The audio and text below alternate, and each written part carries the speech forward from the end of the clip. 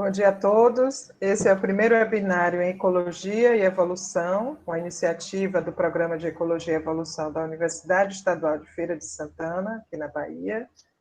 Agora, das 9h45 às 10h45, nós teremos a palestra Aves e a Restauração de Hábitat, com o Dr. Marco Piso, possui graduação em Ciências Biológicas, mestrado e doutorado pela Universidade Estadual de Campinas. Atualmente é professor adjunto do Departamento de Biodiversidade da Universidade Estadual Paulista Júlio de Mesquita Filho, a Unesp, em Rio Claro, São Paulo. Suas atividades científicas estão relacionadas às duas grandes áreas: interação animal-planta, envolvendo frugivoria e dispersão de sementes, e ecologia e comportamento de aves. Estas duas áreas frequentemente se sobrepõem ao integrar a ecologia e comportamento dos animais frugívoros, especialmente as aves, com os vários aspectos relacionados à frugivoria e dispersão de sementes. Bem-vindo, professor Marco, e boa palestra. Obrigado, Michele. Bom, eu inicio agradecendo o convite, agradecendo o Caio para participar dessa semana de seminários, né?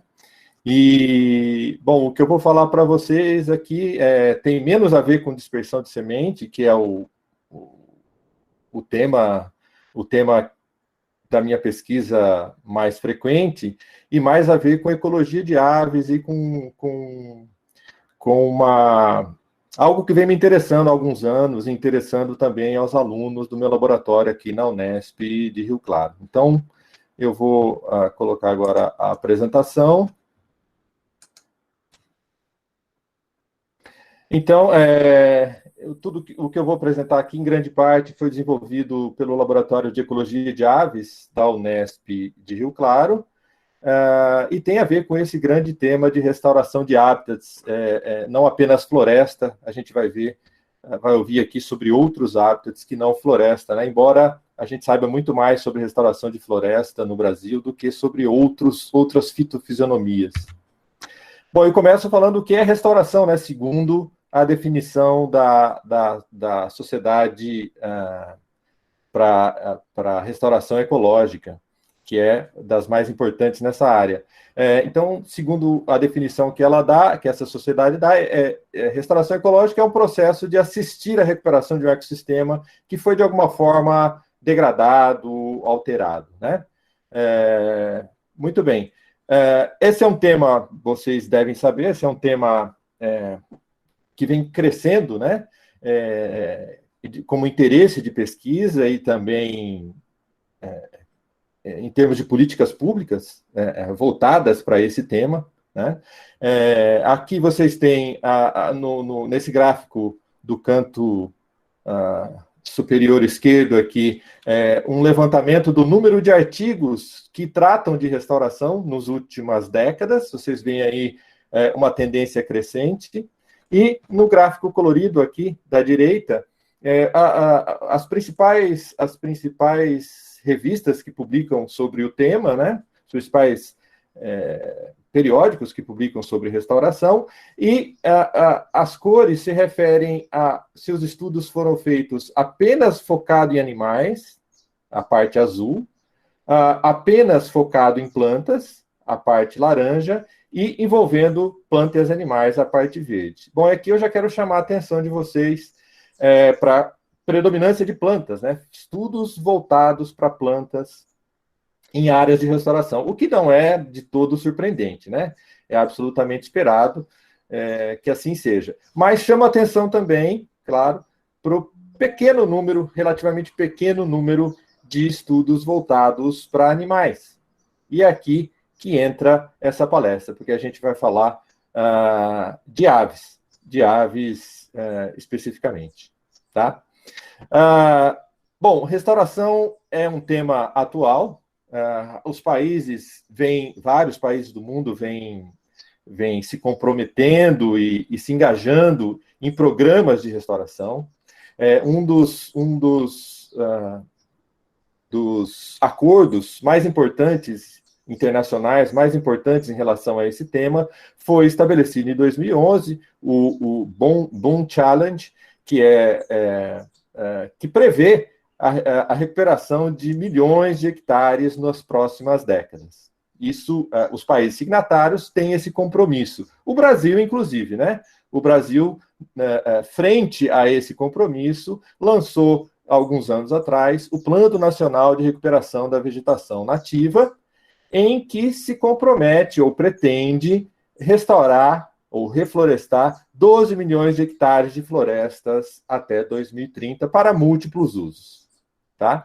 Então, não é algo que está alheio ao nosso país, é algo bastante presente no mundo todo. Né? No Brasil, especificamente, existe, segundo esse plano que eu acabei de mencionar, um passivo de pelo menos 21 milhões de hectares a serem restaurados, isso considerando já o Código Florestal de 2012. Então, somando-se áreas de APP e reserva legal, há um passivo aí de mais de 20 milhões de hectares para serem restaurados no país. Naturalmente, esse passivo está distribuído pelo Brasil de maneira heterogênea, né? Vocês veem aqui no mapa à esquerda, quanto as cores vermelhas e amarelas, os tons amarelos, dão conta dos maiores passivos ambientais em respeito à restauração. Né? Então, é claro, tem uma boa distribuição aqui desses passivos na Mata Atlântica, principalmente, mas também em áreas do Cerrado. A Amazônia foi relativamente pouco avaliada, pelo menos para a confecção desse mapa aqui. À direita, em cima, vocês têm a distribuição desses passivos pelos diferentes biomas brasileiros, né? E aí destaque, claro, para a Mata Atlântica, para o Cerrado e também para a Amazônia, não só em termos de reserva legal, como também déficit de APP. Então, o plano prevê, lá talvez de maneira bastante ousada, recuperar áreas nos vários biomas distribuídos segundo esse gráfico aqui de baixo, ou seja, mais de 4 milhões de hectares na Mata Atlântica, mais de 4 milhões de hectares na Amazônia e assim pelos outros biomas também. Ou seja, tem tarefa, tem trabalho pela frente. Né? Na Mata Atlântica, onde a maior parte, até agora, dos esforços de restauração já foram feitos, a coisa está caminhando, talvez não na velocidade necessária para atender às exigências aí do plano e os acordos internacionais do qual o Brasil participa, né? Mas na Mata Atlântica, especificamente, uma série de ONGs, organizações e pessoas se juntaram há anos para estabelecer o Pacto pela Restauração da Mata Atlântica, que também tem lá o seu objetivo ousado de restaurar 15 milhões de hectares de Mata Atlântica até 2050. Né? Na Mata Atlântica, especificamente, um bom tanto de floresta já foi restaurada nos últimos anos. O trabalho aqui do Renato Cruzelli, de 2019, dá conta de 700 mil hectares de Mata Atlântica restaurado ao longo dos anos de 2011 a 2015 na Mata Atlântica, ou seja, algo já vem sendo feito, vocês sabem disso, né? Para a restauração da Mata Atlântica. Muito bem, então, dado esse pano de fundo da importância da restauração, em termos ecológicos, para cumprir os acordos e as pretensões brasileiras para o futuro. Dado que os animais, em comparação com as plantas, são relativamente pouco estudados ainda no que tange à restauração, eu organizei essa palestra segundo esses tópicos aqui. Então, eu vou falar da importância, eu vou sempre exemplificar com casos, né, de estudos de caso, falando da estrutura da vegetação, a importância da estrutura da vegetação das áreas restauradas para as aves, a importância da idade da restauração, e quando eu falo idade da restauração, desde quanto tempo a restauração se iniciou, né?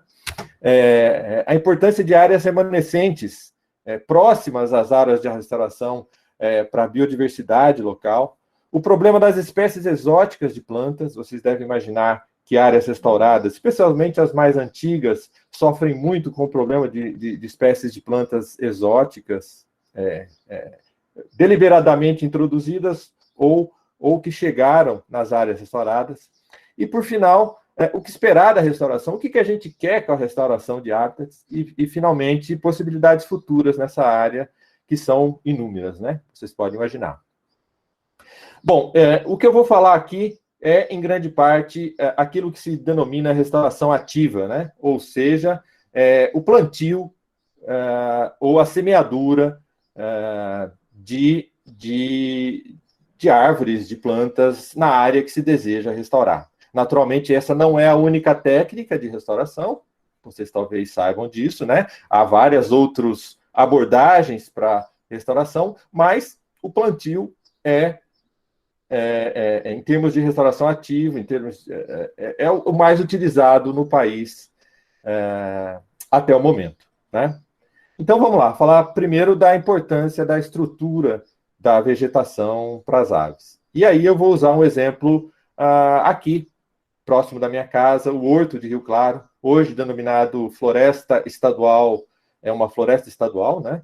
É uma área de mais de 2.000 hectares, vocês veem aqui o contorno da área, e uma área de importância histórica, pois foi aqui que introduziram, no início do século passado, eucaliptos no Brasil, e começaram os estudos de uso comercial de eucaliptos no Brasil. Então, é uma área muito interessante, com vários talhões de muitas espécies de eucaliptos trazidas da Oceania, né?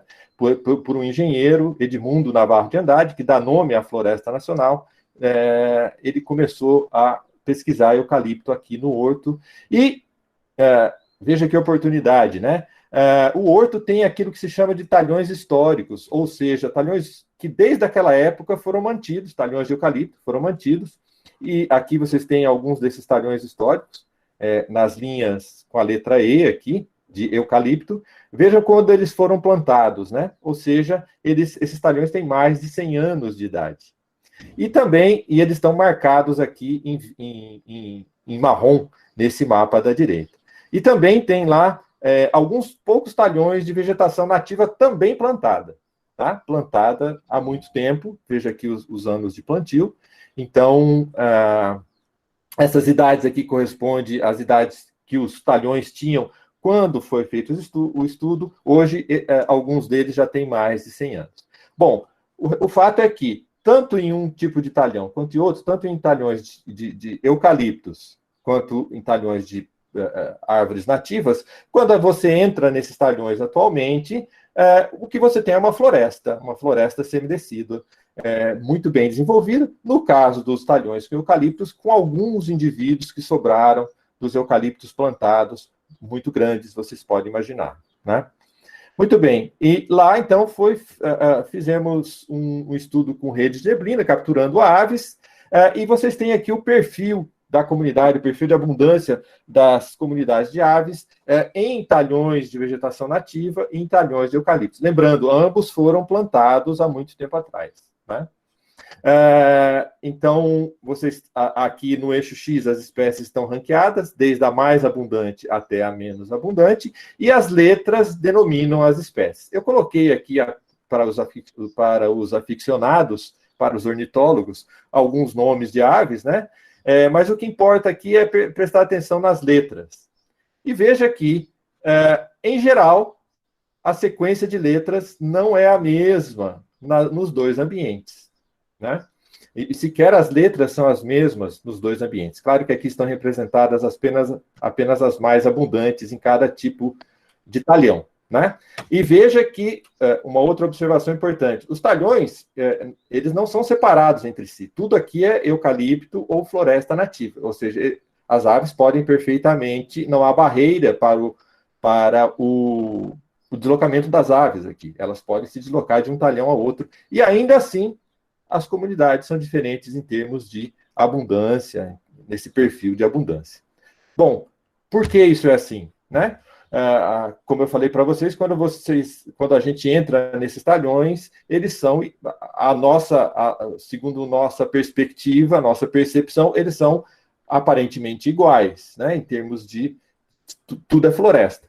Mas não é bem assim. Se a gente olhar para a estrutura da vegetação, a gente encontra diferenças. Por exemplo, a densidade do subbosque é maior, que está aqui nesse gráfico, é maior na floresta, nos talhões com eucalipto, provavelmente porque a incidência luminosa no subbosque é maior nas florestas, nos talhões com eucalipto. A estratificação vertical ela é mais bem desenvolvida nos talhões com floresta nativa do que nos talhões com eucalipto, assim como a densidade de árvores nativas, como era de se esperar, é maior nos talhões com floresta nativa. Ou seja, há diferenças que a gente não consegue perceber, mas as aves percebem muito bem, e enquanto algumas ocorrem com mais frequência nos talhões, algumas aves, algumas espécies, ocorre com mais frequência nos talhões de espécies nativas, outras claramente parecem preferir os talhões com eucaliptos. Apenas por diferença, provavelmente, diferença na estrutura da vegetação. Aqui eu não estou falando de composição, né, que também pode ser entendido como parte da estrutura da vegetação, mas a estrutura da vegetação, por mínima que seja, é percebida pelas aves e elas frequentam um tipo de talhão ou outro de acordo com as suas exigências, né? Muito bem, então o que sabemos? Primeiro, algo que sabemos desde muito tempo, aves são sensíveis à estrutura da vegetação. E segundo, no que se refere à restauração, um cuidado especial deve ser tomado com a estrutura do subbosque. Bom, eu já andei em algumas áreas restauradas por plantios de espécies nativas, e com frequência, mesmo áreas mais antigas, com frequência o que a gente encontra é esse cenário que vocês veem na foto. Um subbosque ralo, empobrecido, e isso é terrível para as espécies de aves. Né? Ou seja, é preciso cuidar, além de cuidar, de restaurar a vegetação dos estratos superiores, as árvores, principalmente, é preciso cuidar do subbosque. É preciso cuidar dos arbustos que crescem aí e outras formas de vida de plantas que crescem aí. Né? E isso a gente está apenas iniciando esse aprendizado de como fazer isso. Né? Sabemos bem como restaurar a floresta, mas quando a gente fala restaurar a floresta, num primeiro momento, pelo menos nos primeiros anos, restaurar os estratos superiores. O subbosque fica lá negligenciado. E para as aves, isso é muito importante. Tá? Bom, a importância da idade da restauração e da diversidade do plantio para as aves. E aqui eu recorro a um exemplo no Paraná, mais especificamente município de São Mateus do Sul, com floresta de araucária, ou floresta com araucária. Uma área minerada, corresponde à unidade de beneficiamento de xisto de São Mateus do Sul, que foi explorada, é explorada pela Petrobras, e a lei exige que áreas mineradas, que as empresas recuperem as áreas mineradas depois de abandoná-las, né? E assim a empresa que fez isso. Então, vocês veem aqui nessa figura aqui embaixo, que havia 3 áreas aí que foram separadas para esse estudo. Uma área que havia sido minerada e recuperada há 20 anos, na época do estudo. Uma área com 10 anos desde que havia sido recuperada, entre aspas, e uma área com 5 anos. Vocês veem aqui. Então, a 5, a 10, a 20. E, como controle, usamos um fragmento de floresta com araucária, que havia pelo menos 50 anos não tinha nenhum tipo de perturbação. Bom, como essa empresa fazia a recuperação dessas áreas? Plantando bracatinga. Bracatinga é uma espécie nativa do sul do Brasil, mas exclusivamente bracatinga. Tá? Então, a área de 5 anos tinha apenas bracatinga, e à medida que a idade avançava, naturalmente, a estrutura da vegetação, a composição, ia se tornando mais mais bem desenvolvida, mais complexa, né? Aqui vocês veem fotos dessas 4 situações aqui. A área com 5 anos, 10, 20 anos e aquilo que a gente chamou de área controle. Muito bem.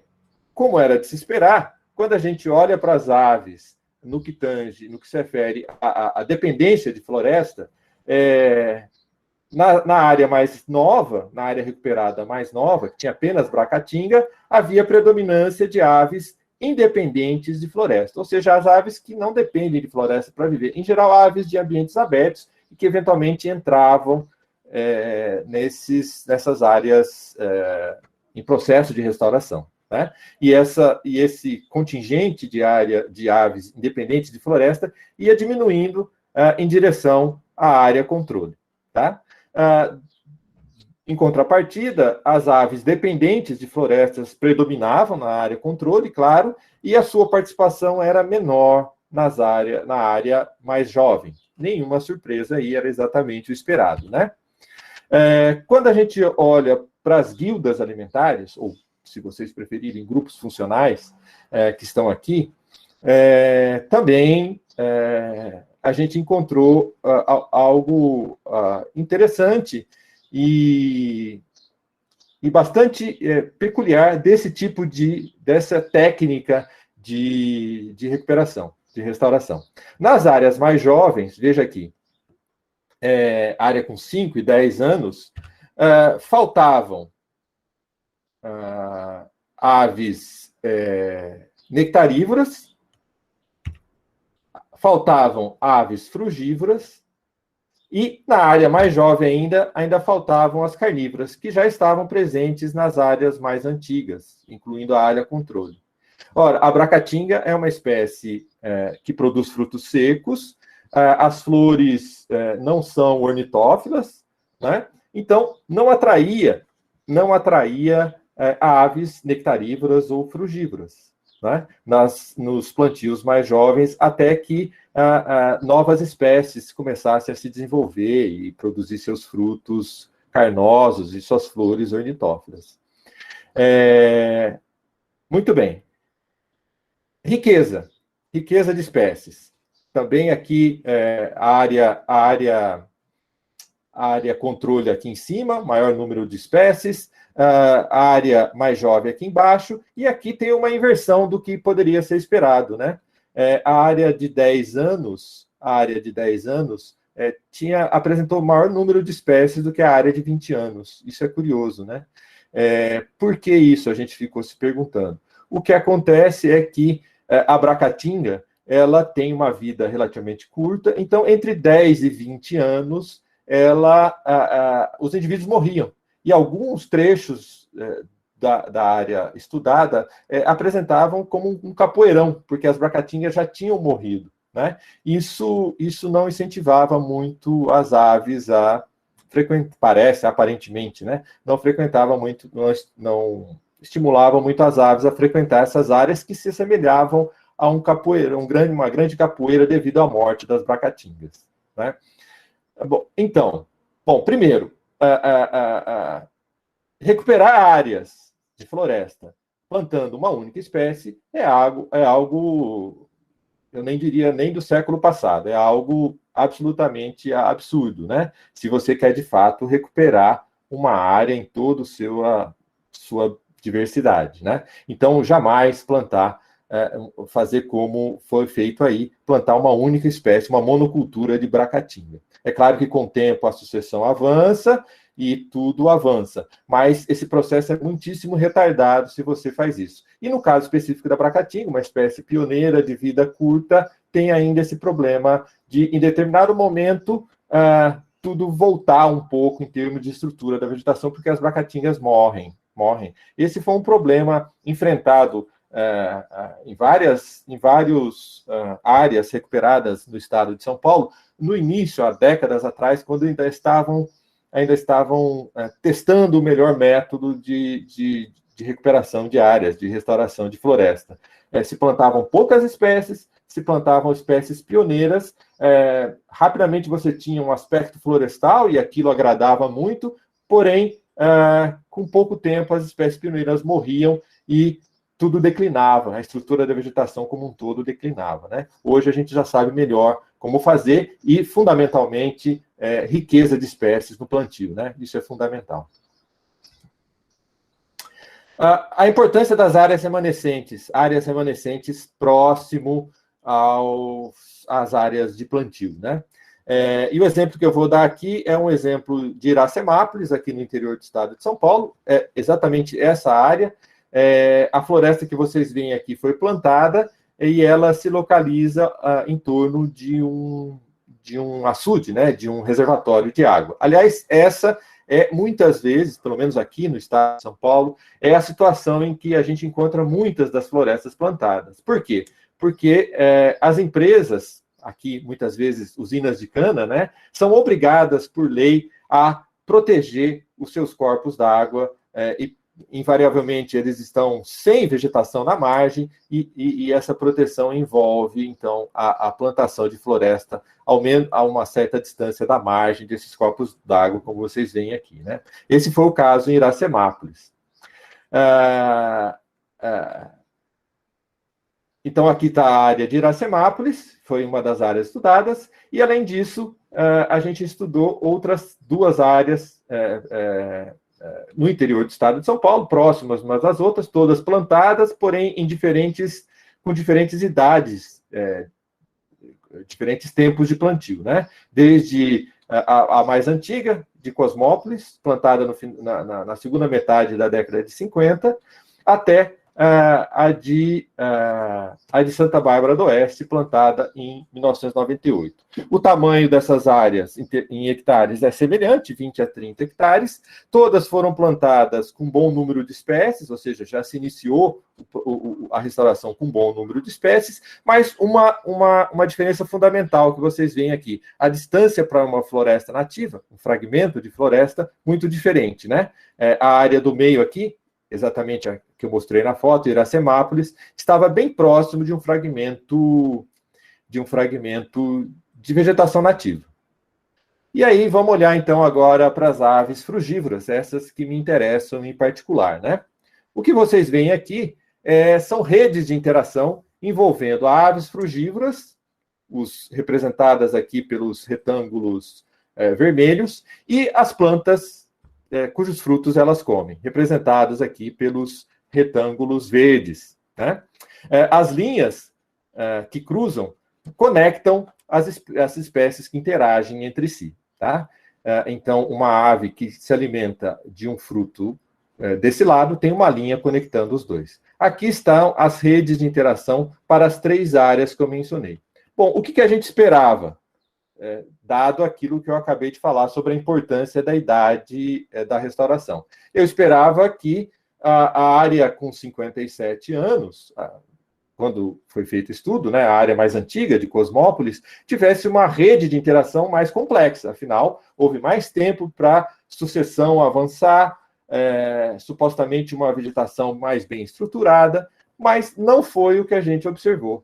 A área de Iracemápolis apresentou uma rede de interação mais complexa. Veja aí o emaranhado de linhas que se cruzam, denotando essa rede de interações complexa entre as aves e os seus frutos, né? Por que isso? Bom, a gente apenas pode especular, mas, diferentemente das outras duas áreas, Iracemápolis, que está aqui, a área em torno do açude, do reservatório de água, a área plantada, é muito próxima a um fragmento de floresta. Provavelmente esse fragmento foi fonte, não só de aves, mas também de propágulos, de sementes que tornaram esta floresta mais rica. Então, sempre que possível, aproveitar a proximidade com o fragmento de floresta nativa que serve como área-fonte e torna a restauração mais rápida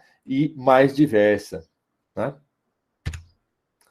E agora vamos passar para um estudo de caso para retratar o problema das espécies de plantas exóticas, tá? E aí a gente vai deixar a floresta de lado e passar para os pampas gaúchos. novamente uma área de mineração, só que agora no município de Candiota, ou Candiota, no Rio Grande do Sul, domínio dos Pampas, né? E lá a Companhia Rio Grandense de Mineração recupera áreas do Pampa com um mix de sementes, a maioria delas sementes exóticas. Então, aqui, sementes de gramíneas, sementes de plantas herbáceas, apenas Paspalum é nativo dos Pampas. As outras todas são espécies exóticas de gramíneas, ou plantas herbáceas em geral. Tá? E aqui, a gente já quero mencionar um problema da recuperação, da restauração de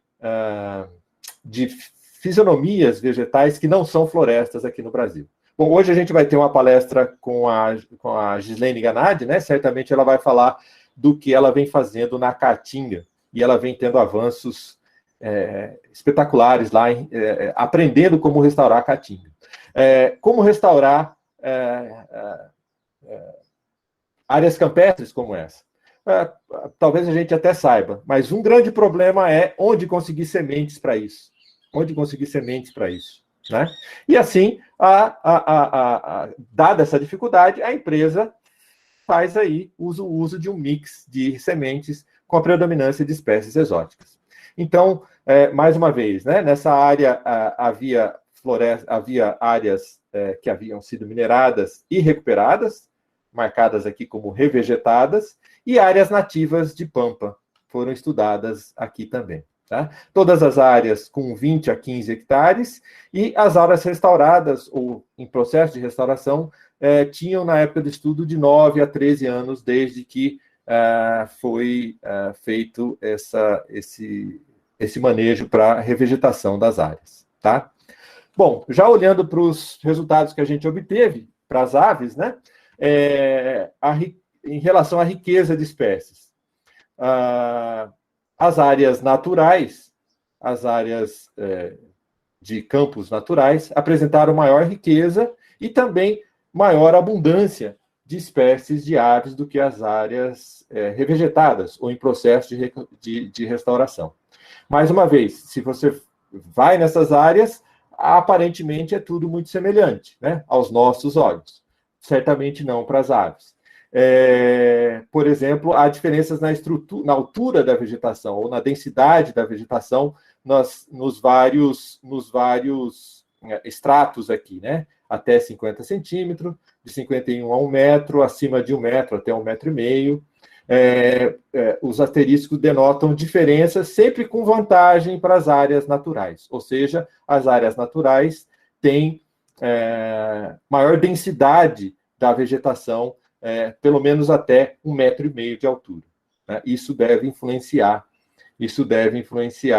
a preferência ou a ocupação dessas áreas pelas aves. Não investigamos, mas deve ser igualmente importante as fontes de alimento, né? Se comparar as espécies nativas, as espécies de gramíneas, vegetação herbácea nativa, com as espécies exóticas, né? Bom, o que queremos com a restauração, afinal de contas? O próprio nome já dá a entender que a gente quer voltar ao que era antes, né? Será que queremos restaurar, então, a avifauna original que existia numa determinada área degradada? Ou será que queremos restaurar mais do que as espécies, exatamente como havia antes? Será que queremos restaurar funções? Né? As funções que essas espécies exercem para que o ecossistema volte a funcionar bem. Né? Essa não é uma pergunta trivial. E aí eu recorro a um autor conhecido, já falecido, Stephen Jay Gould, um grande cientista e divulgador da ciência, que no seu livro Vida Maravilhosa, cuja capa, uma das edições está estampada aí, ele fez uma pergunta, basicamente o livro gira em torno de uma pergunta bastante instigante, que é a seguinte: Se a gente voltar no tempo da história da vida na Terra e começar tudo de novo, a gente vai terminar, ao final das contas, com o mesmo, com as mesmas espécies que a gente tem atualmente? Para usar termos para os mais velhos, né? Será que se a gente rebobinar a fita da vida e apertar o play novamente, o filme que vai passar é o mesmo que passou? Essa é uma pergunta instigante, né? A mesma coisa a gente pode se perguntar a respeito das áreas de restauração. Bom, a restauração está baseada, a recuperação da vegetação, né, está baseada no conceito de sucessão vegetal, né? Então, você planta ou, de alguma forma, inicia o processo de sucessão e espera que isso avance até você obter uma vegetação madura. Então, a visão tradicional de restauração de ambientes era essa, né? Ou seja, você começa por várias técnicas possíveis, mas o que você almeja ou almejava era sempre o mesmo, que é aquele estado original da vegetação pré-alteração, pré-degradação, né? Mas a gente sabe que isso é, muitas vezes, utópico, né? Então, a visão contemporânea é que você pode iniciar a restauração com diferentes técnicas, por diferentes modos, e, a partir dali, o caminho que a sucessão vai tomar é variado, devido a inúmeras circunstâncias, né? Então, circunstâncias históricas, por exemplo, o que foi feito nesse solo aí, antes, o manejo que se faz do plantio, as espécies que se coloca inicialmente, as configurações da paisagem no entorno, enfim, é muitas vezes difícil prever o caminho que a sucessão vai tomar. E assim também para as aves, né? De maneira que esse ideal, talvez esteja na cabeça de muitas pessoas, de recuperar aquilo, exatamente as espécies que a gente tinha anteriormente, talvez não seja possível, na maioria das vezes, né? E, para exemplificar esse ponto, eu volto aqui ao estado de São Paulo, para várias áreas restauradas no interior do estado de São Paulo, restauradas com plantio de espécies nativas, o que eu estou chamando aqui de restaurações ativas, né? Vocês veem aqui fotos do exterior e do interior de várias dessas áreas restauradas, tá? E a avifauna dessas áreas foi comparada com aquilo que eu estou chamando aqui de restauração passiva, que é simplesmente a recuperação natural das áreas, tá? Outro termo, talvez melhor do que restauração passiva, seja a regeneração natural de áreas degradadas, né? A sucessão natural de áreas degradadas, tá ok? Bom, quando a gente olha para a composição de espécies,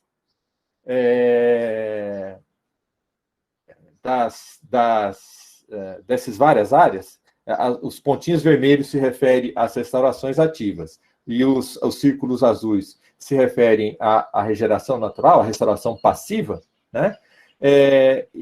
Eu vejo uma diferença importante.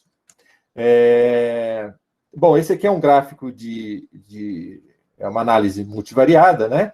Que coloca os pontos nesse plano bidimensional, representando as áreas, né, de acordo com a composição das espécies. Então, pontos mais próximos entre si têm uma composição de espécies de aves mais semelhantes entre si.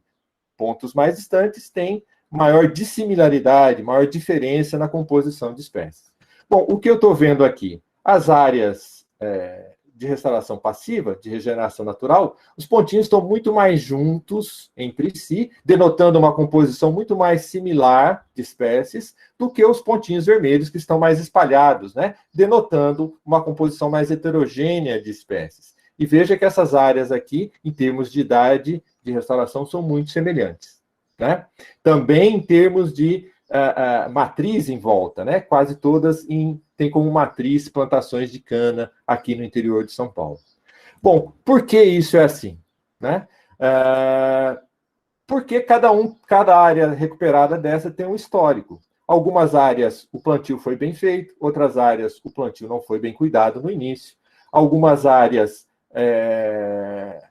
estiveram em algum momento sujeito a fogo, outras áreas não estiveram sujeito a fogo, de maneira que quando você entra nessas áreas recuperadas, ou em processo de restauração, melhor dizendo, eu vou encontrar áreas com subbosque muito bem estruturado, como essa figura aqui, e áreas com subbosque ralo, ainda com capim embaixo das plantas, né, com a braquiária embaixo das árvores.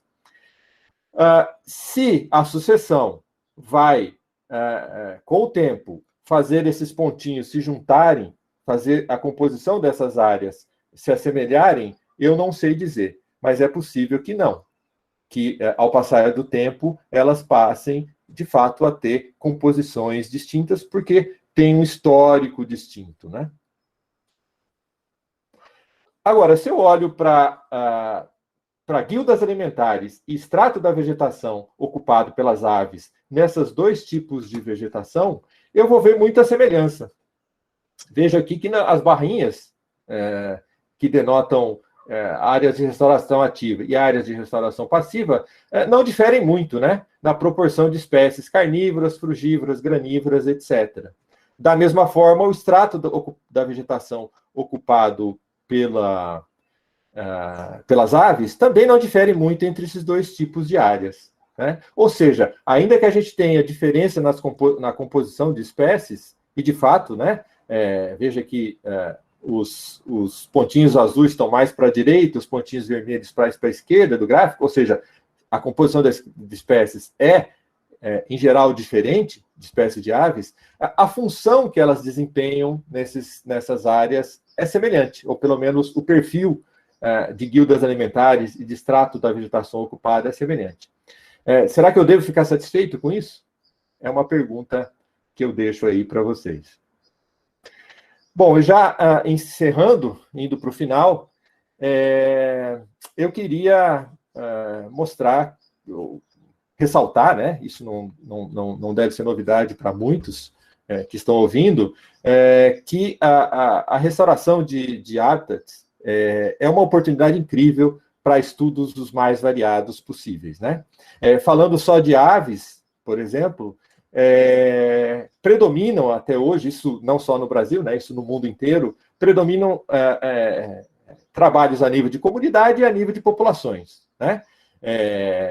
Mas faltam ainda trabalhos a nível individual, por exemplo, investigando condição corporal, taxa de crescimento, sucesso reprodutivo, sobrevivência de aves em áreas restauradas. Será que as áreas restauradas são, de fato, benéficas para todas as aves? Ou, em termos reprodutivos, por exemplo, são mais dreno do que qualquer outra coisa, né? Na maioria das vezes, e no Brasil, absolutamente não temos resposta para essa pergunta. Se a gente olhar para outros organismos, então, as respostas são menos frequentes ainda, né? Veja aqui o número de estudos envolvendo animais em áreas restauradas, predominam artrópodos e aves, e poucos estudos ainda com mamíferos e outros grupos de animais, né? Então, o campo é absolutamente aberto para vários tipos de estudo, várias perguntas, e isso é o futuro, né? Para de muitas áreas daqui para frente. Ou seja, teremos que restaurar hábitats, isso é uma demanda legal, é uma demanda ética, é uma demanda que está aí, muita gente está antenada com isso. Esse artigo aqui, ele saiu o mês passado na Nature, 29 de outubro desse ano. Tem aqui vários brasileiros, inclusive o primeiro autor, o Bernardo, lá do Rio de Janeiro, falando exatamente desse tema. Áreas prioritárias para restauração de ecossistemas. Então, é um tema quentíssimo, com muita oportunidade de estudo. Se não oportunidade de estudo, oportunidade estética, né? De ter o prazer de fazer como o Sebastião Salgado, para quem tem essa oportunidade, ou testemunhar o que ele fez na sua propriedade em Aimorés, Minas Gerais, divisa com o Espírito Santo, em que ele restaurou as florestas da sua propriedade. Então, em 2001, o cenário era esse, em 2019, o cenário é esse. Né? Isso deve ser um prazer imenso ver algo acontecendo desse tipo. Certo, gente? Bom, eu encerro aqui, então, agradecendo mais uma vez o Caio pelo convite. As agências que financiaram esses vários estudos, a Unesp, e os vários alunos que conduziram esses estudos todos, eu agradeço muitíssimo. Obrigado, gente. Obrigada, professor Marco, excelente palestra. O senhor pode tirar a apresentação para começar as perguntas. Temos algumas perguntas aqui. Sim. O Guilherme de Jesus, ele faz um comentário. Restaurar campo com espécie exótica parece mais transformação do que restauração. De certo modo, sim, né? Você passa a ter algo diferente. Diferente em termos de composição de espécies, obviamente, né? E como eu mostrei ali, talvez diferente em termos estruturais também, né? Também, então você está transformando um ambiente em outro. No fundo é isso, né? A Carolina Figueiredo. Imaginando futuras explorações de áreas, realizar uma coleta, algo como um banco de sementes, antes de degradar uma área a ser explorada, pode ser útil no momento da restauração da área? Essa é uma das técnicas que se usa para restauração. Ou seja, você remove de certas áreas a parte superficial do solo, onde estão ali sementes, tem um banco de sementes, e transfere esse material para a área que você quer restaurar. Isso é mais barato de fazer do que plantar espécies, né? É uma das técnicas possíveis de restauração. A Carolina prossegue, né? Ou é mais proveitoso seguir restaurando com espécies exóticas e ter que lidar com os impactos de uma possível bioinvasão? Você pode repetir a pergunta? Eu estava lendo aqui o chat. A Carolina Figueiredo, né? Continua a questão dela. Sim. Ou é mais proveitoso seguir restaurando com espécies exóticas e ter que lidar com os impactos de uma possível bioinvasão? Se é mais proveitoso continuar restaurando com espécies exóticas e lidar com a bioinvasão dessas espécies. Então, bom, aí tem aí uma questão filosófica até, né? Eu diria. Muitas pessoas torcem o nariz para espécies exóticas, né? Simplesmente pelo fato de serem exóticas. Mais importante do que o fato de serem exóticas, isso é a minha visão, veja bem, né? Há inúmeras visões diferentes aí. Mais importante do que ser uma espécie exótica é saber se é uma espécie invasora ou não. Né? Ou seja, se é uma espécie que vai sair ao controle, vai se expandir, vai se espalhar ou não. Eu vou tomar como exemplo o eucalipto. Né? Quando fala, eu vou restaurar uma área com eucalipto. Né? Puxa, isso para muita gente é um horror, né? Mas o eucalipto pode ser uma ferramenta importante para a restauração de áreas degradadas, né? O eucalipto em geral, ele não se propaga naturalmente, não vai invadir outras áreas, né? E uma vez que você planta eucalipto e abandona aquela plantação, bom, o eucalipto cresce rápido, sombreia o subbosque e cria condições para a floresta se estabelecer ali. Né? E além disso, a gente não deve esquecer que, eventualmente, o eucalipto pode, no futuro, ser aproveitado economicamente por um proprietário de terra. Né? Então, bom, como eu falei, esse é um tema espinhoso, o tema das espécies exóticas, muita gente é absolutamente contra. Eu não sou totalmente contra, eu vejo, em algumas situações, um bom uso para as espécies exóticas no processo de restauração. Obrigada. A Gislene Ganadi, excelente palestra, Marco. Você conhece algum projeto de restauração ativa que, após plantio de árvores, foram introduzidas ao longo do tempo plantas de subbosque que alimentam aves? Você acha que esse tipo de intervenção funcionaria? Eu, particularmente, não conheço, mas não sou a melhor pessoa para fazer essa pergunta. O pessoal da Exalc, do Ricardo Rodrigues, do Pedro Brancalion, eles conhecem muito mais do que eu sobre isso, né? Inclusive muito mais áreas, mas o que você se refere é o que a gente chama de enriquecimento ambiental, né? E é algo absolutamente legítimo de ser feito. Ou seja, você com o tempo, vai introduzindo espécies naquela área que você está recuperando, que você deseja ter ali e que não chega naturalmente, por algum motivo. Por exemplo, espécies do subbosque ou espécies com sementes grandes, que não têm dispersores nessas áreas e não chegam ali. Então, introduzir ativamente, plantar ativamente essas espécies nessas áreas é importante, é o que se chama de enriquecimento ambiental. Ô, Marco, mas você acha que as aves iam se dar bem, responder bem a você plantar arbustos que atraem, arbustos que podem alimentar essas aves de subbosque? Você acha que elas responderiam bem? Ou? Eu acho que sim, Gi. Eu acho que sim. É claro que aves do subbosque, elas são especialmente sensíveis, né? Então, muitas dessas áreas, algumas que eu conheço, essas áreas que eu conheço aqui, estão lá no meio de um canavial. Ou seja, dificilmente uma ave de subbosque vai chegar aí, né? Agora, se for uma situação mais favorável, em termos de paisagem, fragmentos próximos, elas certamente virão para aproveitar os frutos.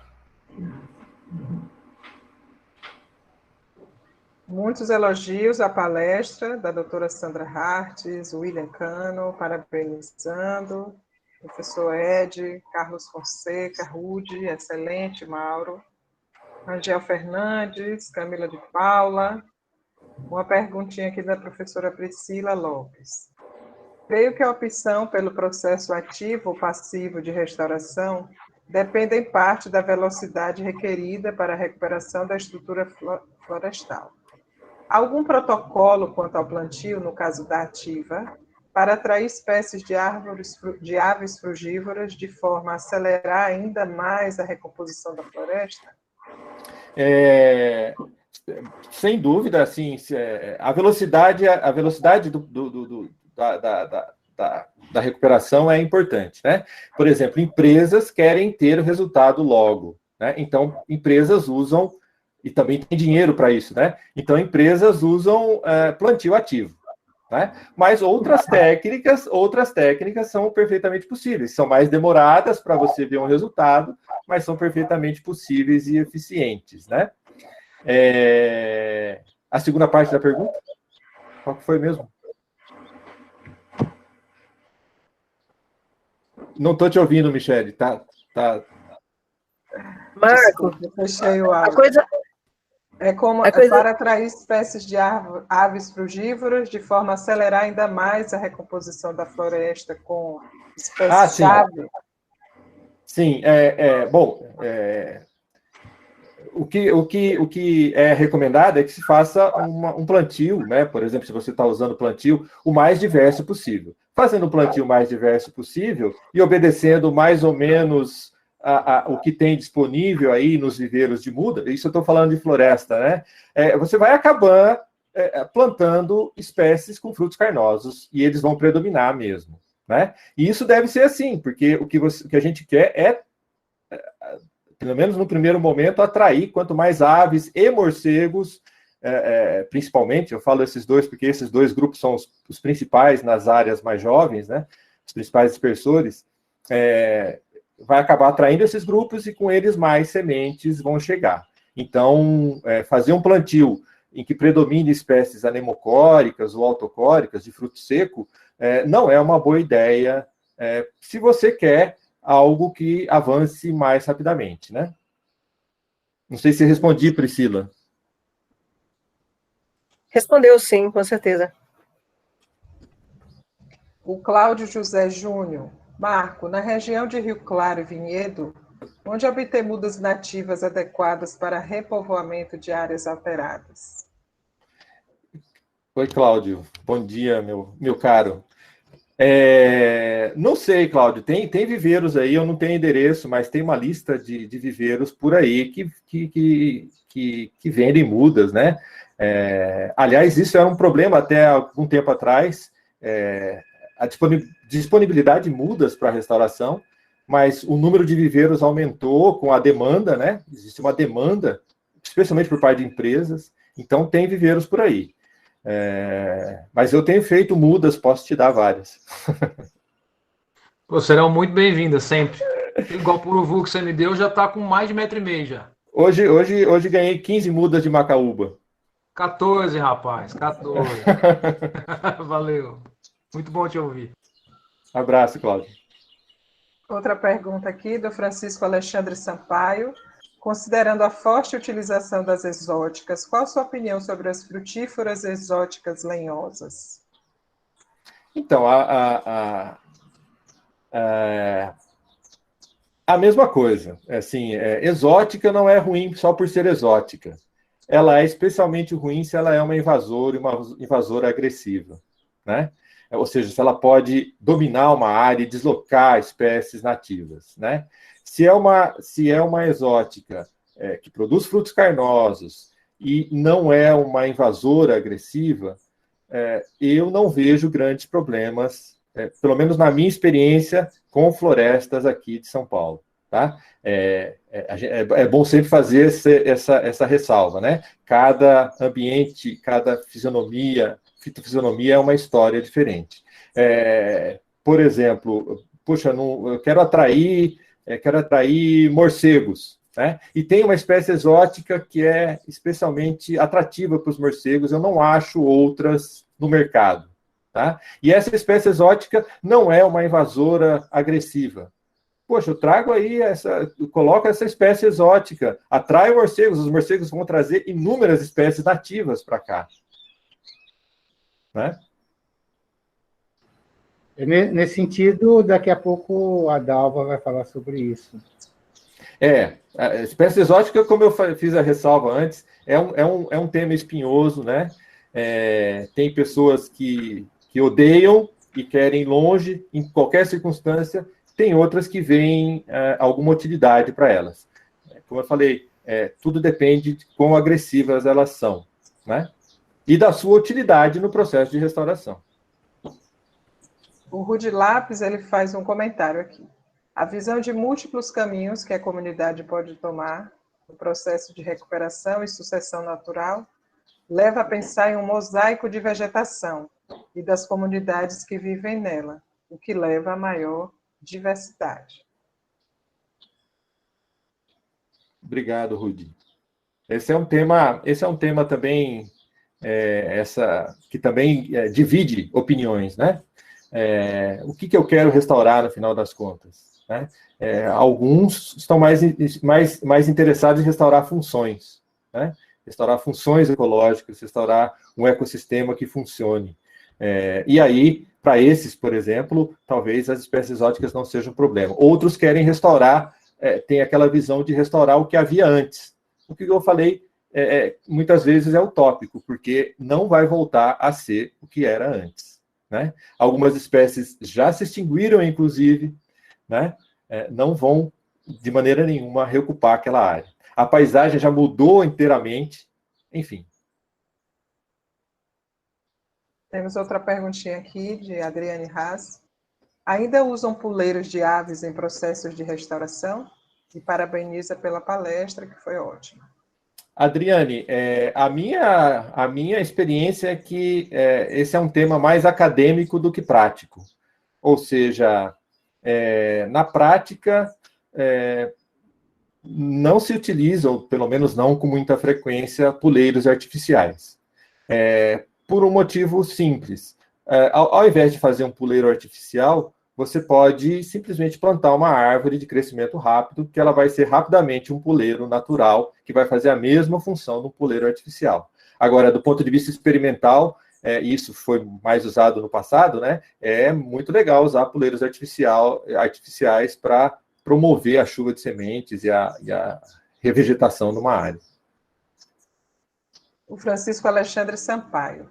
Quais seriam suas orientações ou os primeiros passos para realizar ações de revegetação por pequenos proprietários rurais? Então, isso daí é um tema que o Pedro Brancaleon, da Exalc, vem trabalhando muito. O Pedro Brancaleon tem uma visão muito prática em relação a isso.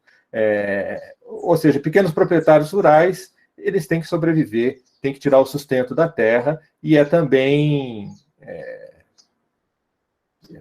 irreal imaginar que vão recuperar áreas pelo simples prazer de ver uma floresta voltando, né? Pelo menos a maioria deles não vai fazer isso. Então, você conjugar as coisas, a recuperação com a produção ou a obtenção de renda de alguma forma é importante. E aí vem as agroflorestas, né? Que a gente ainda está incipiente nisso, mas é algo que eu espero ver crescer no futuro. Eucalipto associado à floresta, enfim, há estratégias aí. Mas a pessoa para falar sobre isso é Pedro Brancaleon, da Exalc. Temos uma última perguntinha aqui do ambiente urbano. E os gatos domésticos no entorno? Como será que impacta a população de aves dos fragmentos? Gatos domésticos são um problema mundial, né? E é outro tema também que divide opiniões, né? Para muitas pessoas, gatos deveriam ser sempre mantidos dentro de casa. Para outras pessoas, o impacto não é importante. O fato é que gato é predador, come aves, vai ter um impacto nessas áreas, né? Esse impacto difícil dizer aqui sem um acompanhamento, um monitoramento, né? Mas é outro tema que divide opiniões. Recentemente, o pessoal dos Estados Unidos lançou um livro detonando com os gatos sobre esse aspecto, né? E já tem um outro grupo que fala, não é bem isso, os gatos não têm tanto impacto assim, enfim, é um tema controverso. Muito obrigada, doutor Marco Piso, pela palestra, excelente, muitos elogios aqui. Obrigado. Obrigado a todos que assistiram. Obrigada. Valeu, Marcão, obrigado. Falou, Caio.